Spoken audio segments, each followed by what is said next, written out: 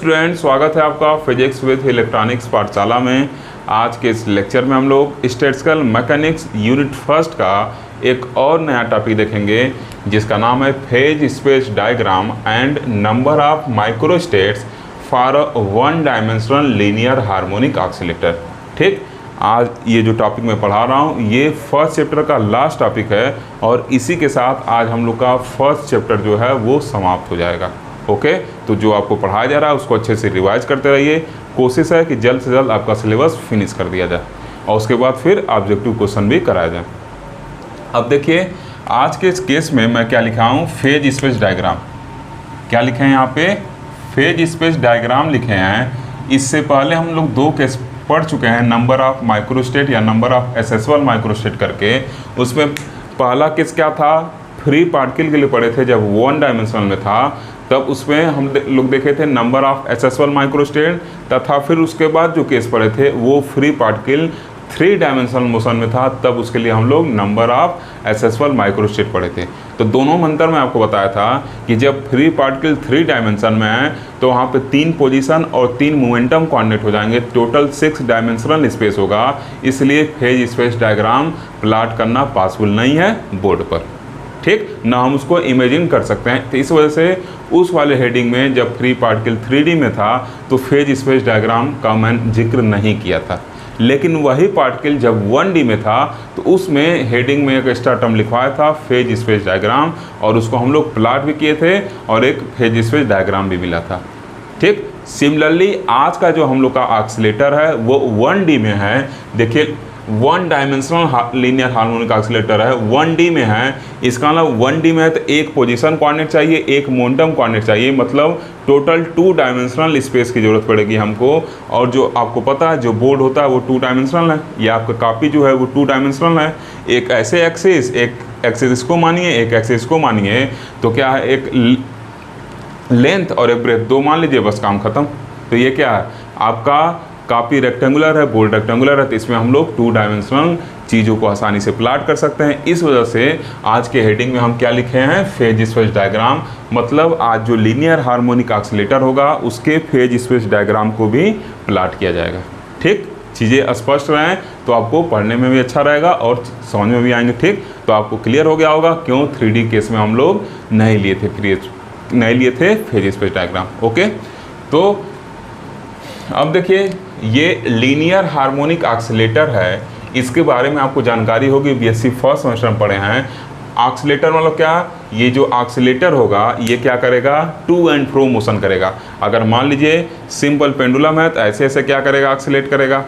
ठीक, ऐसे ऐसे ऑसिलेट करेगा, या अगर स्प्रिंग मास सिस्टम है तो ऐसे ऐसे ऑसिलेट करेगा या ऐसे ऐसे ऑसिलेट करेगा। ठीक, और हार्मोनिक मतलब क्या, एक निश्चित समय बाद वो अपने इनिशियल कंडीशन को रिपीट करेगा।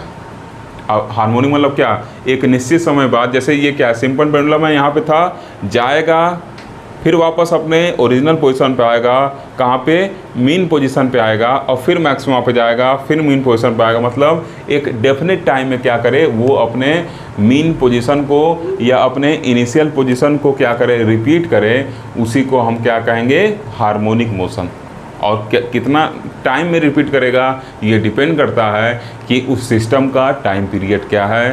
ठीक, तो ये सब आप बीएससी फर्स्ट सेम पढ़े हैं। तो इसका नाम आज का जो हम लोग का टॉपिक है वो क्या है, एक ऑसिलेटर है जो कैसा होगा, हार्मोनिक होगा, और उसका जो मोशन होगा वो क्या होगा, लीनियर मोशन करेगा। जैसे स्प्रिंग मास सिस्टम को अगर हम कंसिडर करें, suppose this is our spring mass system. ये क्या है, इंटर में आप पढ़े हैं, एक स्प्रिंग मास सिस्टम है। ठीक, ये एक स्प्रिंग है, ये मान ले रहे हैं एक क्या है, मासियम है यहाँ पे। ठीक, अब क्या कर रहे हैं, ये मान ले रहे हैं किसी पोजीशन x इक्वल टू 0 पर है। ठीक, अब इसको हम क्या कर रहे हैं, एक फोर्स इधर लगाकर क्या करते रहे हैं, मान ले रहे हैं एक फोर्स F लगाकर इसको क्या किए, इधर खींच दिए। तो जब इधर खींचेंगे तो क्या होगा, ये टू एंड फ्रो मोशन करने लगेगा, मतलब ऑसिलेशन कुछ ऐसे करने लगेगा। ठीक, मान ले रहे हैं कि जब इसको खींचे तो कुछ टाइम बाद ये जो स्प्रिंग है ये क्या होगा, स्ट्रेच होकर यहाँ तक पहुँच गया।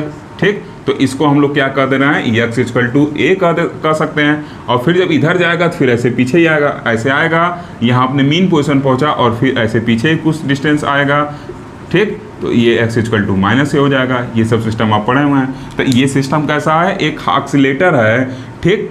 और कैसा ऑक्सीलेटर है, लीनियर हार्मोनिक ऑक्सीलेटर है, बिकॉज एक निश्चित टाइम के बाद वो अपने मीन पोजीशन को क्या करेगा, रिपीट करेगा, ठीक। तो ये सिस्टम आप समझ रहे होंगे। तो इसी तरीके के सिस्टम के लिए हम लोग को एसेसुअल माइक्रोस्टेट निकालना है और number of phase space diagram draw करना है, ठीक। माइक्रोस्टेट निकालना है और फेज स्पेस डायग्राम ऐसे सिस्टम के लिए क्या करना है, हम लोग को आज ड्रा करना है। क्लियर।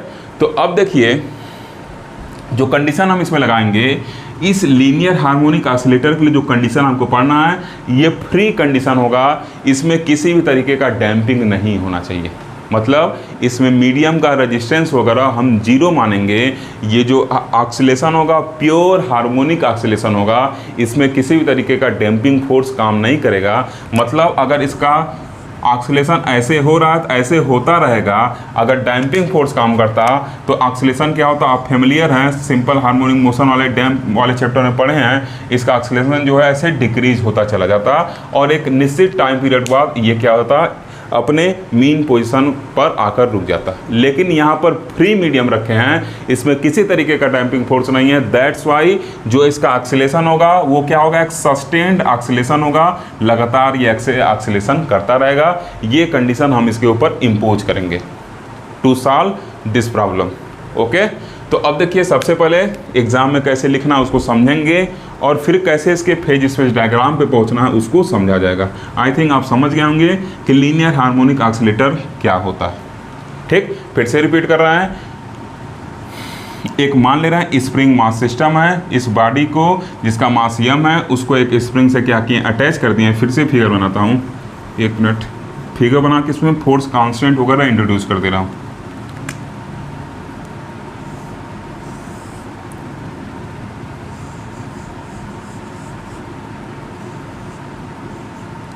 ठीक। ये मान ले रहे हैं कोई क्या है, मास है, कोई बॉडी है जिसका मास m है। इसके ऊपर फोर्स लगा के किस तरह ऑक्सीलेशन कराया जा सकता है, या इस बॉडी को इधर स्ट्रेच करके छोड़ दें या ऐसे दबा के छोड़ दें। तो दबा के छोड़ेंगे तब भी ऐसे ऐसा ऑक्सीलेशन स्टार्ट करेगा, या इसको खींच के छोड़ेंगे तब भी ऐसे ऐसा ऑक्सीलेशन स्टार्ट करेगा। तो मान लेना इस पर कोई फोर्स लगा के यहाँ तक खींच के बॉडी को यहाँ तक कर दे रहे हैं, ठीक। ये बॉडी यहाँ तक चला गया और फिर ये अगर x equal to 0, this is the mean position, और इसको मान ले रहे हैं this is the extreme position.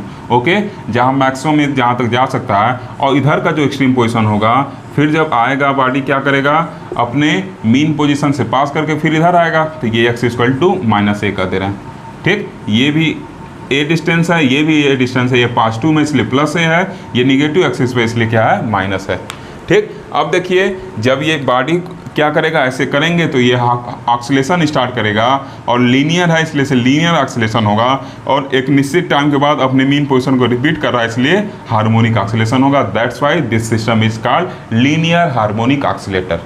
Okay. अब देखिए जब इसको हम क्या करेंगे, खींच के छोड़ेंगे तो क्या होगा, ये अपने इनिशियल पोजीशन पर आना चाहेगा। तो इसको इनिशियल पोजीशन पर लाएगा कौन, इसको इनिशियल पोजीशन पर लाने वाला जो मेन कारक होगा वो क्या होगा, रीस्टोरिंग फोर्स, प्रत्यानयन बल। मतलब प्रत्यानयन, इससे आप समझ सकते हैं हिंदी में रिस्टोरिंग फोर्स को क्या करते हैं, प्रत्यानयन बल। मतलब वो प्रयत्न करेगा उसको इनिशियल पोजीशन पर लाने का, किसको, बॉडी को।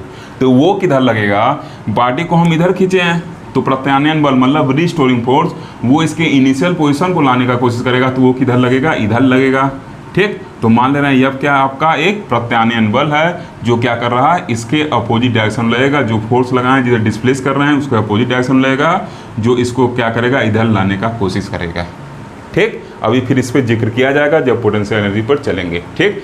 अब पढ़ लेते हैं कि एग्जाम में क्या लिखना है उसको पहले देख लेते हैं, तब फिर इस सिस्टम पर दोबारा लौट कर आएंगे। ओके,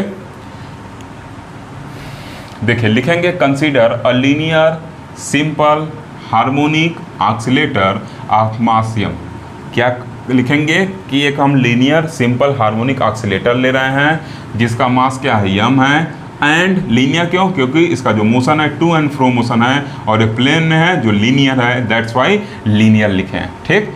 एंड ऑक्सीलेटिंग फ्रीली, देखिए कंडीशन इम्पोज कर दिया ना, this is our condition, oscillating freely जैसे ही फ्रीली नाम लिए, इसका मतलब किसी भी तरीके का डैम्पिंग फोर्स इसमें अब नहीं लगने वाला है, किसी भी तरीके का रेजिस्टेंस जो मीडियम का है इसके ऊपर नहीं लगने वाला, ठीक।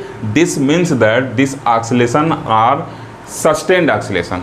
ये एक्सेलेरेशन कैसा होगा? सस्टेन्ड एक्सेलेरेशन होगा, इसमें किसी तरीके का डैम्पिंग फोर्स नहीं है, क्योंकि अपने थ्योरी में मैं इस कंडीशन को लगा दिया कि फ्रीली, ठीक। इससे चीज़ें आसान हो जाएंगी, डैम्पिंग कांस्टेंट वगैरह कैलकुलेट करने का झंझट समाप्त हो जाएगा, ठीक। तो हमको चीज़ों को आसान बना के ही अपने रिजल्ट पे पहुंचना है, ऐसा था नहीं, ठीक। अभी आपको रास्ता कई सारे हों, एक क्या फ्लाईओवर से उतरना हो, एक फ्लाईओवर पर चढ़ना हो, तो आप कौन सा रास्ता प्रेफर करेंगे? फ्लाईओवर से उतरने वाला, आराम से उतर जाएंगे। तो वैसे ही जब हमारे पास फ्रीली वाला कंडीशन हम लगा सकते हैं, क्वेश्चन में कुछ नहीं कहा है, तो क्यों हम डैम्पिंग वाला लेकर अपना जान देने जाएं इसमें, ठीक। फ्रीली लगा के आराम से कैलकुलेट कर लेंगे। अदरवाइज डैम्पिंग वाला केस लेंगे तो फिर डैम्पिंग कांस्टेंट लाइए, इंट्रोड्यूस करिए, रेजिस्टेंस इंट्रोड्यूस करिए, चीज़ें खतरनाक चल जाएंगी। इस वजह से बता दिए कि ये फ्रीली एक्सीलेशन है, ठीक।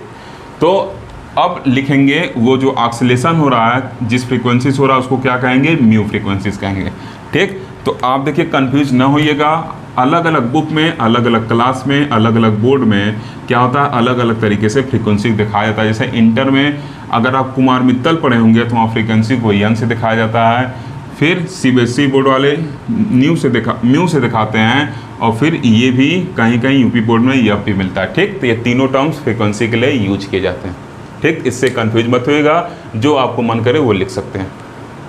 अब फिर देखिए क्या लिख रहे हैं, let us calculate the number of phase cell. इसी नंबर ऑफ फेस सेल को क्या कहते हैं? माइक्रोस्टेट कहते हैं। इसलिए क्या लिखें? Are microstate in the energy range from 0 to E। अब हम एक एनर्जी रेंज 0 to E में कैलकुलेट करना चाहते हैं कि कितने नंबर ऑफ फेज सेल होंगे, मतलब इसका जो फेज स्पेस होगा उसमें कितने पॉसिबल नंबर ऑफ क्या होंगे? फेज सेल होंगे, ठीक। तो फिर क्या लिखेंगे? The phase space diagram contains one position coordinate x and one momentum coordinate px। चूँकि जो हम सिस्टम है वो वन डायमेंशनल है, इस वजह से एक x एक्सिस होगा और एक px होगा, उसके करस्पॉन्डिंग मोमेंटम। तो ये क्या हो गया?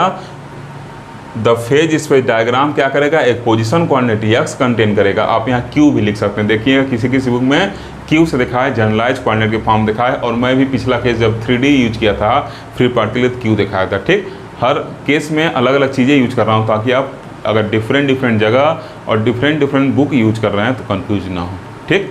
तो x and one momentum coordinate px, ठीक, और एक मोमेंटम कोऑर्डिनेट क्या कर लिए हैं? px कंसीडर कर लिए हैं। So it is a px x plane. इस वजह से क्या होगा? px x प्लेन होगा। जैसे आप लिखते हैं ना x y प्लेन होगा, वैसे ही अब क्या होगा? एक px और x क्या होगा? ये प्लेन होगा। अब इसको ड्रा किया जाएगा, मतलब एक प्लेन बनेगा जो x और px को मिलाकर क्या होगा? बनेगा, ठीक। अब देखिए, at any instant the total energy will be the sum of kinetic and potential energy. अब जो इस सिस्टम का टोटल एनर्जी होगा वो इस सिस्टम के काइनेटिक एनर्जी और पोटेंशियल एनर्जी के सम के बराबर होगा। ओके स्टूडेंट, तो देखिए काइनेटिक एनर्जी तो हम आसानी से कैलकुलेट कर सकते हैं। तो इसका जो वैल्यू होगा क्या होगा? हाफ mv², ठीक। m क्या है? मास, इसका जो मास है, और v क्या है? वेलोसिटी, जिस वेलोसिटी से क्या कर रहा है? ये मूव कर रहा है, ऑक्सीलेट कर रहा है, ठीक। तो ये क्या हो गया? हाफ mv² हो गया। लेकिन अब हमको क्या करना है? पोटेंशियल एनर्जी को कैलकुलेट करना है, ठीक। अब हमको पोटेंशियल एनर्जी निकालना है, तो इसको कैसे कैलकुलेट किया जाएगा? तो इसको आप इंटर में कैलकुलेट कर चुके हैं एक बार, और बीएससी फर्स्ट सेमेस्टर में कैलकुलेट कर चुके हैं। फिर से एक बार मैं याद दिलाने की कोशिश करता हूँ।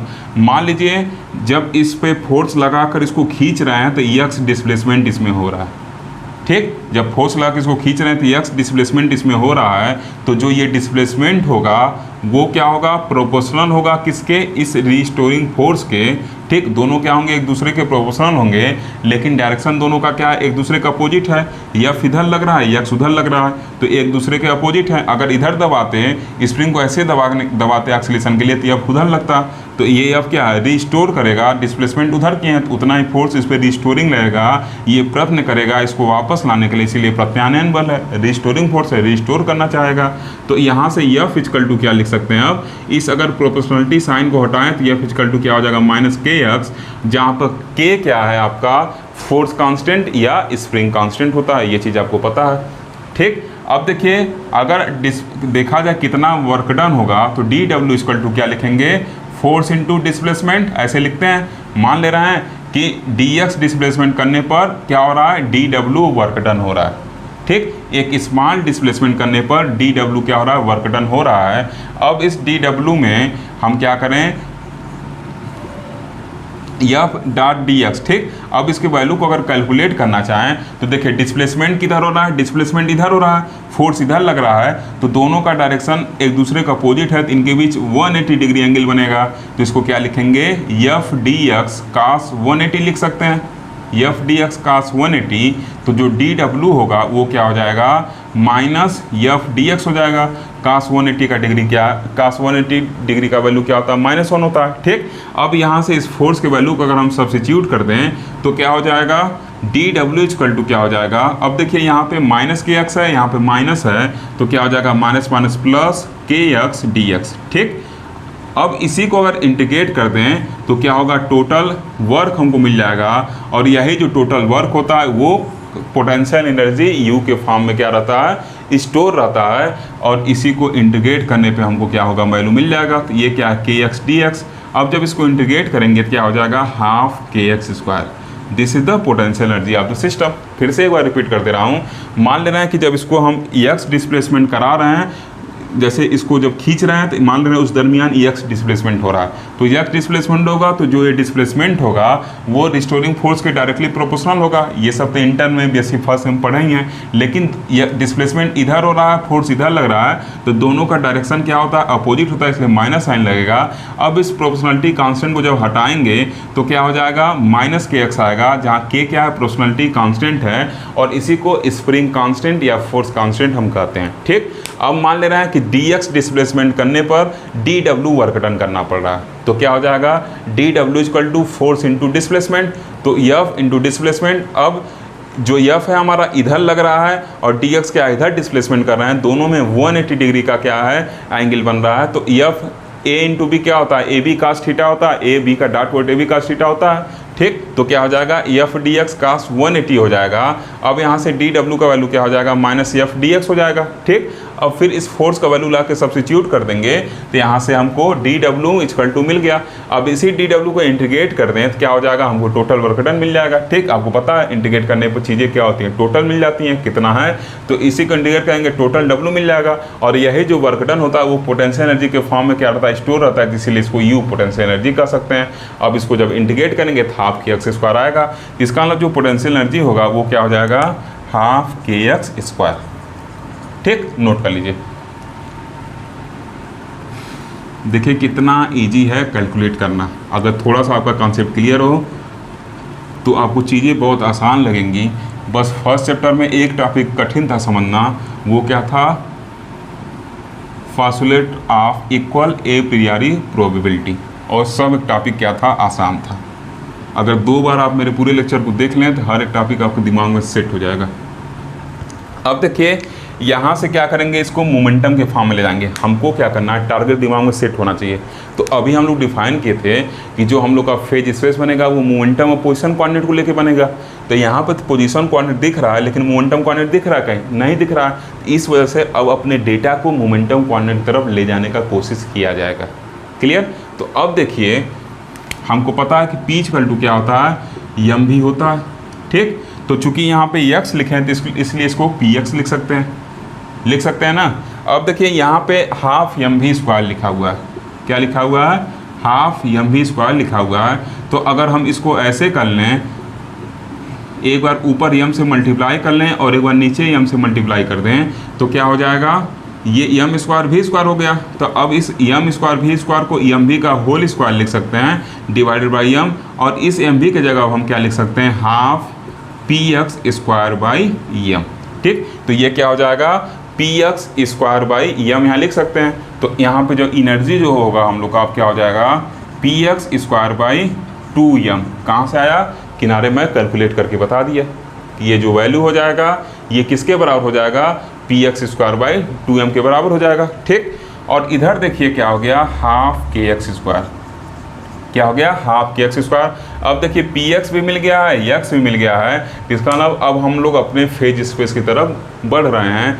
अब इसको आगे कुछ हम लोग ऐसे भी लिख सकते हैं, अब इसमें सेटिंग वगैरह करना है बस। अब देखिए इसको ऐसे भी लिखा जा सकता है, पी एक्स इधर 1 लिख सकते हैं, ठीक, और इधर क्या लिख सकते हैं, P x square by E को अगर नीचे ले जाए तो क्या हो जाएगा, 2m हो जाएगा, और इधर देखिए क्या हो जाएगा, प्लस हाफ, ठीक, के एक्स स्क्वायर बाई ई हो गया, के एक्स स्क्वायर बाई ई हो गया। इसमें भी ई को हम क्या करेंगे, डिवाइड कर देंगे। अब इसको देखिए कुछ हम लोग ऐसे भी लिख सकते हैं, P x square by 2m plus x square by क्या लिख सकते हैं, 2e बाई के।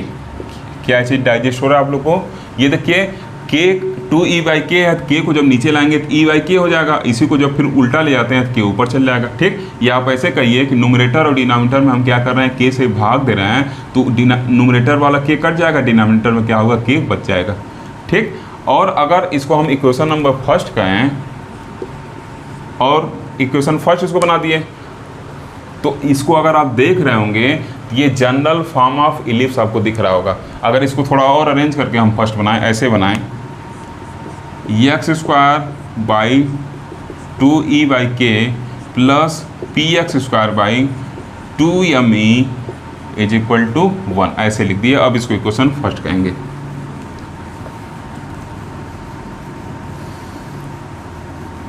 ठीक। अब ये क्या हो गया, इक्वेशन फर्स्ट हो गया। और आपको पता है कि जो जनरल फॉर्म होता है इलिप्स का, आप लिख सकते हैं, we know that the general equation of ellipse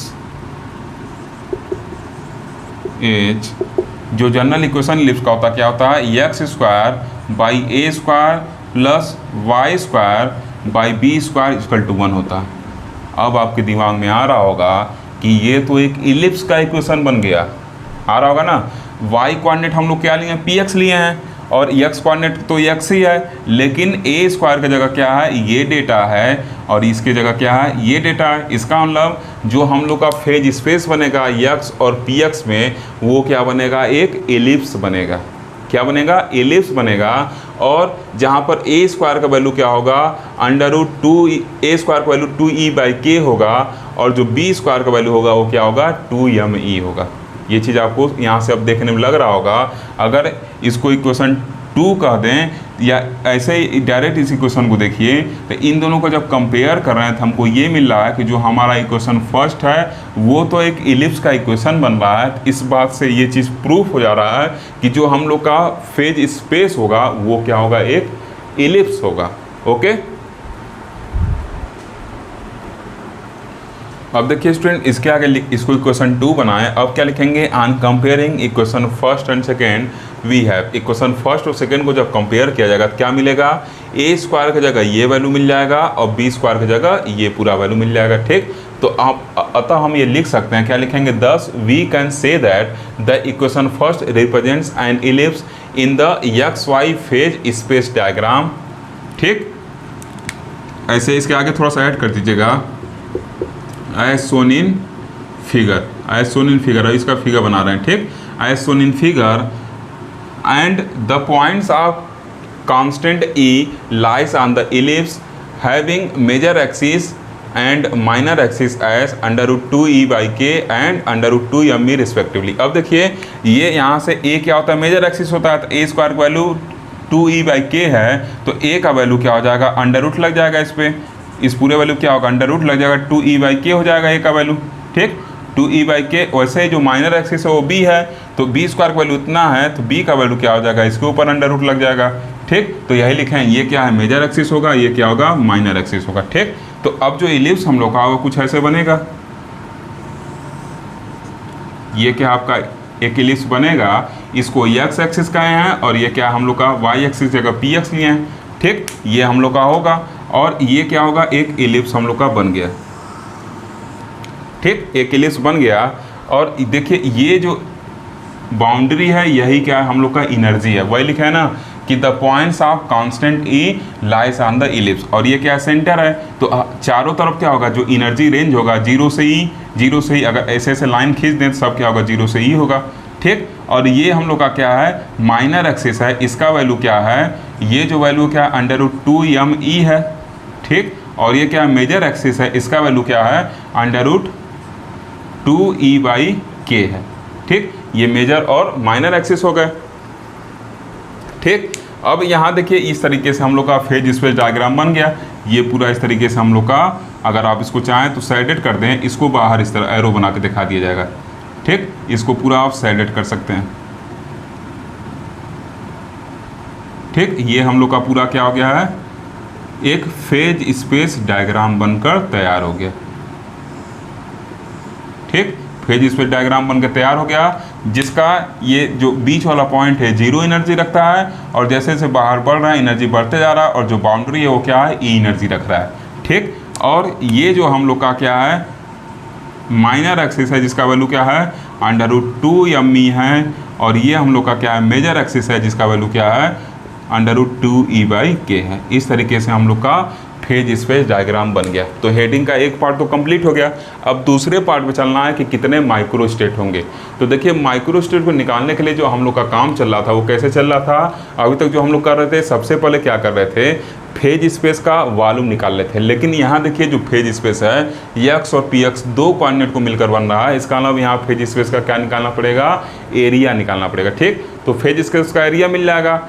अब जब फेज स्पेस के वॉल्यूम की बात करते थे, तो फेज स्पेस के वॉल्यूम में एक यूनिट सेल के वॉल्यूम से क्या करते थे, डिवाइड करते थे। तब यहाँ पर जब एरिया निकालना है फेज स्पेस का, तो फेज सेल का हमको क्या करना पड़ेगा, एरिया निकालना पड़ेगा। मतलब फेज स्पेस के एरिया में एक फेज सेल के एरिया से डिवाइड कर देंगे तो हमको नंबर ऑफ फेज सेल मिल जाएगा। उसी को हम लोग क्या कहते हैं, माइक्रोस्टेट कहते हैं, नंबर ऑफ माइक्रोस्टेट कहते हैं। बात क्लियर। जब वॉल्यूम की बात करेंगे, जब हम लोग का 6 डायमेंशनल होगा, तो वहाँ पे फेज स्पेस के वॉल्यूम में एक फेज सेल के वॉल्यूम से डिवाइड करते थे। यहाँ पे जो हम लोग का फेज स्पेस है वो देखिए 2 डायमेंशनल में है, तो ये एरिया है एक तरीके से। तब क्या होगा, जब इसको हम डिवाइड करेंगे तो कैसे डिवाइड करेंगे, area of phase cell divided by area of unit phase, sorry area of phase space divided by unit area of phase cell. जब पूरे फेज स्पेस के एरिया में एक छोटे से फेज सेल के एरिया से क्या करेंगे, डिवाइड कर देंगे, तो हम लोग का नंबर ऑफ फेज सेल मिल जाएगा, ठीक। तो अगला टारगेट अब हम लोग का वो रहेगा, कैलकुलेट करना, क्या, number of phase cell calculate करना, ठीक। तो मिटाकर अब यहाँ से कैलकुलेट किया जाएगा।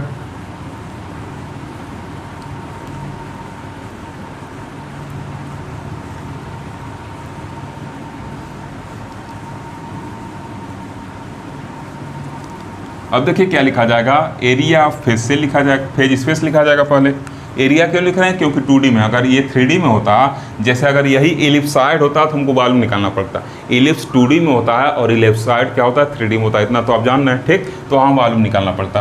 तो क्या लिखेंगे, एरिया ऑफ फेज स्पेस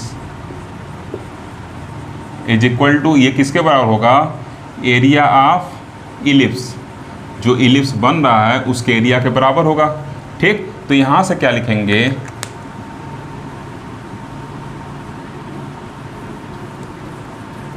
पहले जगह थोड़ा बना लूँ,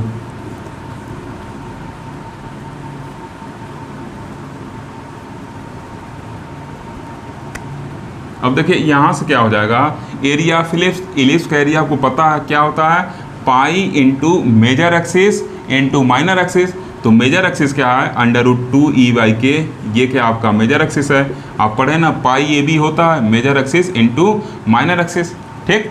तो यहाँ से मेजर क्या, इसको सेमी मेजर एक्सिस कहेंगे, उसको क्या कहते हैं, सेमी माइनर एक्सिस। जब पूरा रहता है ये 2 है तो उसको क्या कहते हैं हम लोग, मेजर एक्सिस कह देते हैं, ठीक। तो ये क्या हो गया, यहाँ से √2e/k हो गया, और ये क्या हो जाएगा आपका √2m, ठीक। पाई ए बी का वैल्यू हम लोग रख दिए, क्लियर है। पाई ए बी का वैल्यू हम लोग सब्स्टिट्यूट कर दिए। अब देखिए क्या हो जाएगा, जब इसको सॉल्व करेंगे तो क्या होगा, यहाँ से √2 है, √2 है, तो दोनों क्या हो गया, बाहर निकल जाएगा, √2 मिलके क्या बनेगा, 2 बन जाएगा, ठीक। और फिर देखिए पाई और ये क्या हो गया, E है और यहाँ भी E है, तो E के पावर हाफ E के पावर हाफ E बन गया। और इधर क्या हो जाएगा, ऐसे लिख सकते हैं 2 pi under root m by के, और क्या लिख सकते हैं यहाँ पे E लिख सकते हैं। ठीक, ये क्या हो गया आपका एरिया ऑफ फेज स्पेस हो गया, एरिया ऑफ फेज स्पेस। ठीक, अब एरिया ऑफ एक यूनिट फेज सेल निकालना है। जैसे मान ले रहे हैं कोई एक फेज सेल है, इसका एरिया क्या करना है, हम निकालना है। ठीक, तो इसके एरिया को कैसे निकालेंगे, क्या लिखेंगे, area of a unit phase space cell, या ऐसे भी लिख सकते हैं size of a phase cell. ये किसके बराबर हो जाएगा, एच कट के बराबर होगा। उसको कैसे लिखेंगे, यक्स इंटू पी एक्स, और ये किसके बराबर हो जाएगा, एच कट के बराबर हो जाएगा। हम लोग पढ़े थे ना, यक्स इंटू, ऐसे देखिए ऐसे लिखेंगे D x into d p x लिखेंगे, और ये क्या होगा, एच कट के बराबर होगा। हम लोग पढ़े थे क्या, d x into d p x, d y into d p y, और d z into d p z, ये सब किसके बराबर होते हैं, h cut h cut h cut cube आता था तब तीनों, तो एक ही वैल्यू यूज हो रहा है, क्या यूज करेंगे, एच कट यूज करेंगे। ठीक, तो इसका मतलब एरिया ऑफ क्या हो गया, यूनिट फेज स्पेस सेल मिल गया। ठीक, तो अब क्या हो जाएगा, नंबर ऑफ फेज सेल हम निकाल सकते हैं। तो अब क्या लिखेंगे, नंबर ऑफ फेज सेल, या इसे क्या कहेंगे, माइक्रोस्टेट बिटवीन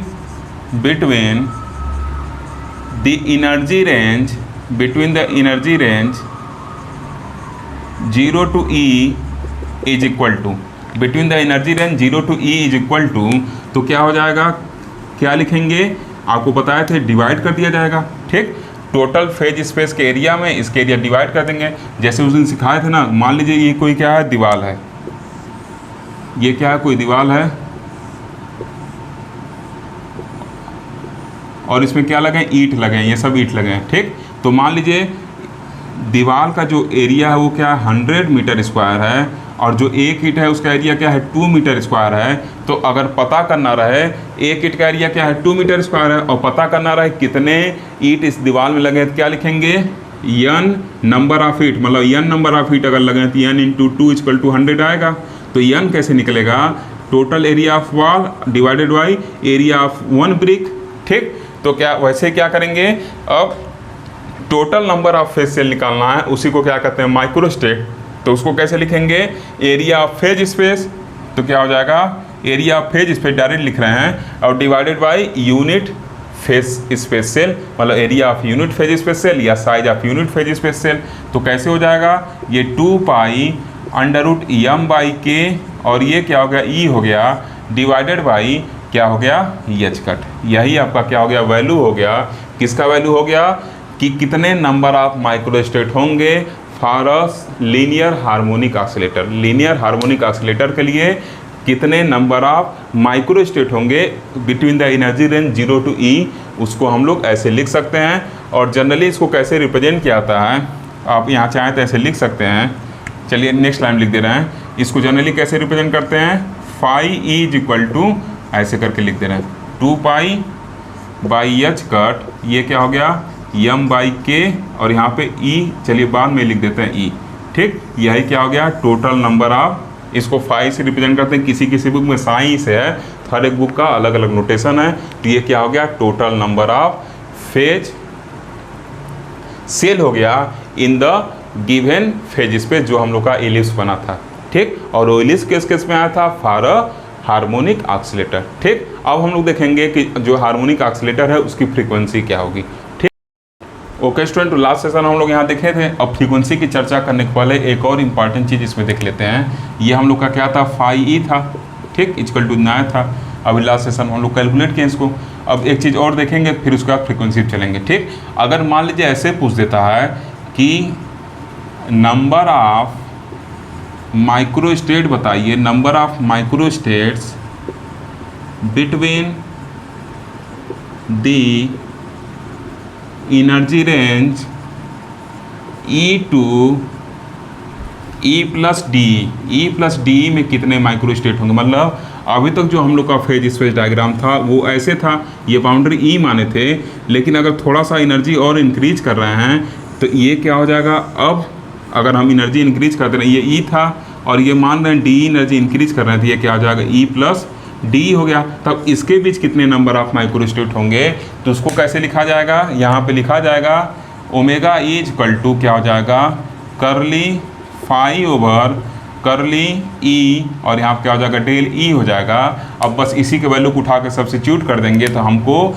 E से E+D एनर्जी रेंज में नंबर ऑफ माइक्रोस्टेट मिल जाएंगे। ठीक, तो देखिए 2πh और √m/k ये सब कांस्टेंट है, तो ये सब क्या होंगे, डिफ्रेंशिएशन के बाहर चले जाएंगे।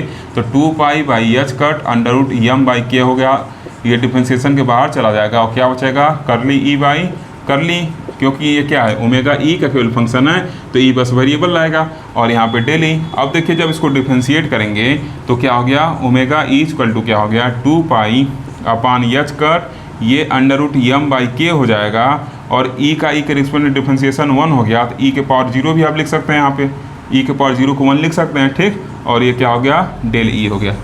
ठीक, तो जब एनर्जी रेंज ई से 0 से ई रहेगा तो जो माइक्रोस्टेट होगा वो क्या होगा, फाई रहेगा और वो ई के 1 पावर के प्रोपोर्शनल रहेगा। और जब एनर्जी रेंज ई से E+D रहेगा तो इस केस में जो माइक्रोस्टेट होगा ओमेगा ई, वो क्या होगा, ई के 0 पावर के क्या होता है, प्रोपोर्शनल होता है।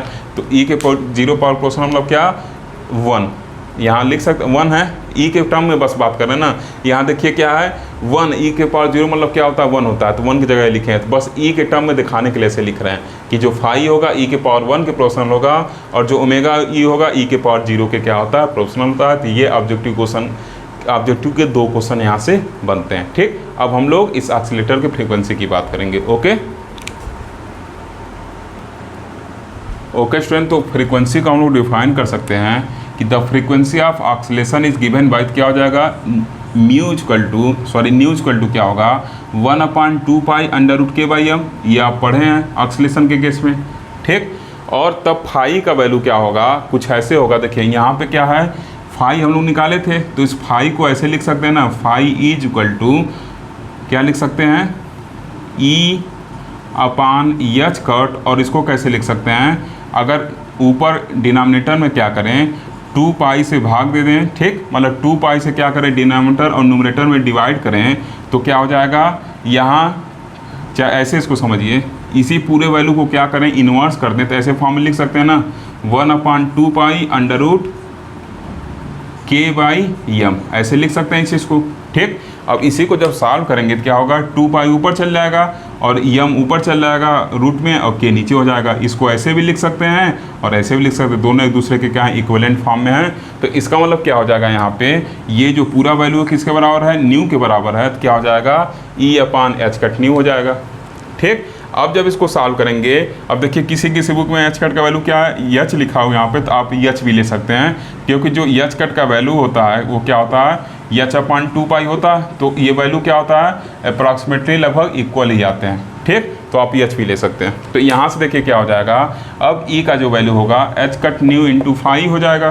ठीक, तो लिख सकते हैं कि 10 if oscillator is so govern, अगर ऑक्सीलेटर को हम ऐसा गवर्न करें that the number of phase cell can take only integral value, अगर फेज सेल क्या इंटीग्रल वैल्यू ले, जैसे 0 1 2 3 1 0 1 2 3 n, देन तब एनर्जी क्या हो जाएगा, इसका वैल्यू अगर क्या हो, इंटीग्रल वैल्यू हो, n हो जनरली, मतलब n का वैल्यू 0 भी हो सकता है, 1 भी हो सकता है, 2 भी, 3 भी, कुछ भी हो सकता है, तो इस फाई की जगह n लिख सकते हैं, तो E=NH न्यू हो जाएगा। तो इसका मतलब क्या है, this means that the energy can occur in discrete state and has value integral multiple of H nu only. इसका मतलब क्या है, अगर इस फाई को मतलब नंबर ऑफ फेज सेल को हम क्या करें, डिस्क्रीट कर दें, जो कंटिन्यूस अभी तक इलिप्स में हम लोग क्या पढ़े थे, ऐसे कंटिन्यूसली ऐसे प्लॉट किए थे। ठीक, अगर डिस्क्रीट वैल्यूज का आप लेना शुरू कर दें 1 2 3, तो एनर्जी भी क्या हो जाएगा, डिस्क्रीट होते चल जाएगा। ठीक, ये यहाँ से जो चीज़ें हैं ये आपको एक्स्ट्रा बताई गई हैं, जो पिछले सेशन में वहीं तक आपको एग्जाम में लिखना है, क्योंकि जब तक एग्जाम में फ्रीक्वेंसी नहीं पूछेगा तब तक आपको ये सब फ्रीक्वेंसी वाला नहीं लिखना है, बस वहीं पे आप अपनी चीज़ों को ख़त्म कर दीजिएगा। ठीक, ये थोड़ा एक्स्ट्रा इन्फॉर्मेशन के लिए ये चीज़ मैं लिखवा दे रहा हूँ कि जब इसको क्या करेंगे, ऐसा गवर्न करें ऑक्सीलेटर को कि जो आपका नंबर ऑफ फेज सेल है वो इंटीग्रल हो जाए तो उस टाइम पे जो एनर्जी होगा वो डिस्क्रीट होगा, मतलब कंटिन्यूस ना होकर एक पर्टिकुलर वैल्यू मिलेगा। जैसे अगर n का वैल्यू 0 है तो 0, फिर क्या है n का वैल्यू 1 होगा तो क्या होगा h कट न्यू, फिर 2h कट न्यू, ऐसे मिलेगा। ठीक, तो ये चीज़ होता है। वास्तव में इसको क्वांटम मैकेनिक्स में हम लोग को डिटेल में ये टॉपिक पढ़ना है। E=NH कट न्यू वाला जो है इसको क्वांटम मैकेनिक्स डिटेल पढ़ा जाएगा। वास्तव में देखिए यहाँ पे n=0 रखने पे E=0 हो रहा है, लेकिन वास्तव में ऐसा नहीं होता, इसमें कुछ मॉडिफिकेशन किया जाता है। इसको क्वांटम मैकेनिक्स पढ़ा जाएगा डिटेल में, क्योंकि ये टॉपिक यहाँ डिटेल में पढ़ना ठीक नहीं है। ठीक, ये थोड़ा एक्स्ट्रा इन्फॉर्मेशन के लिए बस बताए हैं, यहाँ तक आप चाहें तो नोट कर सकते हैं। ठीक, तो अगर आपको वीडियो अच्छा लगे तो आप लाइक करिए, शेयर करिए और चैनल को सब्सक्राइब नहीं किए सब्सक्राइब भी करिए। इस तरीके से हम लोग स्टैटिस्टिकल मैकेनिक्स यूनिट फर्स्ट का जो फर्स्ट चैप्टर है उसको हम लोग फिनिश कर दिए। अब जल्द ही हम लोग सेकेंड चैप्टर पे अप्रोच करेंगे, और जैसे ही सेकेंड चैप्टर ख़त्म होगा वैसे ही हम लोग फिर तुरंत क्लासिकल मैकेनिक्स पर कूद चलेंगे, और स्पेक्ट्रा पे भी अभी हम लोग का ज़्यादा फोकस रहेगा, क्योंकि उसमें अभी एक चैप्टर भी फिनिश नहीं हुआ। ठीक, तो स्पेक्ट्रा पे इस टाइम ज़्यादा फोकस रहेगा। ओके।